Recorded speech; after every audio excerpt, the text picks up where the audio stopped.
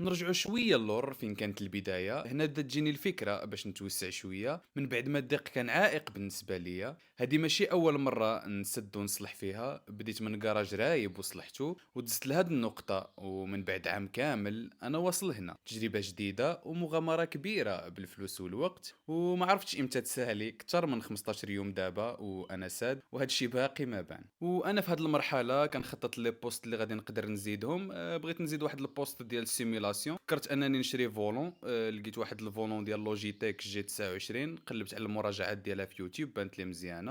قلبت في ماركت بليس وهو يطلع لي واحد الدري من وجده ملونسي وحده بثمن مزيان اللي كان داير عليها 1900 درهم. واتفقنا انا وياه على 1700 وصيفطتها ليه في السياج قبل ما يصيفط لي، وما كنصحكمش بهذا الشيء، ولكن الدري طلع ولد الناس وصيفطها لي في الطاكسي. توصلت بها وديريكت دزت نجربها. صدقات خدامه، دونك من كنديرها مع البيسي الفولون كدور راسها. سيتها مع لوجيتيك هاب خدامه مزيان. ولكن المشكله عندي في البيسي ديالي. بغيت نجرب فيه اسيتو كورسا ايفو، خديتها ب 300 درهم من ستيم وفي الاخر ما قدرش يخدمها. رجعت فكيت البيسي كامل، قلت ياك ماشي مشكل في البيسي، الساعه العبره في الهاردوير. ومن فكيتو وليت بغيت نرجعو صدقت خسرت ليه رام. دابا ضروري خاصني بيسي، واخا ناخذ رام اللي ضيعت البيسي ديالي فما غاديش يخدم لي. بالنسبه للكارت جرافيك اللي عندي غير جي تي اكس 1650 سوبر. من دخلت نشوف في ستيم لقيت بلا ما مخدماش بعدا اسيتو كورسا هذه اللي شريت. خاصني شي بيسي اللي مزيان بكونفيغ مزيانه. انا ما عنديش خبره في هذا المجال هذا.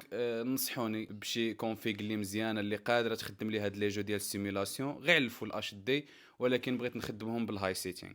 بالنسبه للكونفيغ الاخوان خاصني حتى شي ايكرون، دونك نصحوني بشي ايكرون اللي تماشى مع هذا الشيء. كنفكر في 27 بوس، كنظن قضيه الغرض. انا مازال ما خديت ليه كرسي، خاصني تا كرسي ديال السيميلاسيون. خاصني ضروري بواد فيتاس غادي نزيدها ونزيد كرسي ديال السيميلاسيون. هذه هي المرحله اللي انا فيها دابا. بغيت نسالي قبل رمضان، كنتمنى باش نبدا من جديد، واي حاجه جديده غنشاركها معكم. الا قدرتوا تعاونوني بشي حاجه ولا بانت لكم شي فكره نقدر نزيدها في الصال جو ديالي، فراه غنقرا لي كومونتير ديالكم كاملين. تهلاو، شكرا بزاف.